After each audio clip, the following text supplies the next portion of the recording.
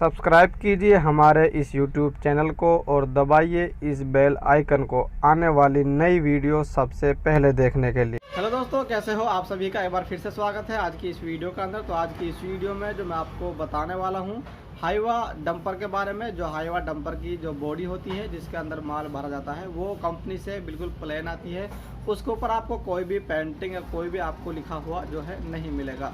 तो इस वीडियो के अंदर मैं आपको दिखाने वाला हूँ आप अपनी जो है डंपर की जो बॉडी होती है उसके ऊपर साइड में या फिर पीछे का जो बैग डाला होता है उसके ऊपर पेंट से किस तरीके से आप पेंटिंग कर सकते हैं, उसके ऊपर डिज़ाइन बना सकते हैं या फिर कुछ नाम वगैरह भी लिखवा सकते हैं। और आप अपनी गाड़ी को किस तरीके से उसकी जो सुंदरता बढ़ा सकते हैं, काफ़ी देखने में अच्छी भी लगती है।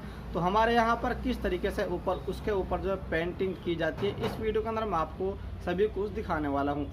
तो चलिए चलते हैं गाड़ी के पास और आपको दिखाते हैं पूरा प्रोसेस किस तरीके से पेंटिंग की जाती है। तो उससे पहले आपसे छोटी सी रिक्वेस्ट है कि अगर आप हमारे चैनल पर नए हैं तो प्लीज़ चैनल को सब्सक्राइब ज़रूर कर लें।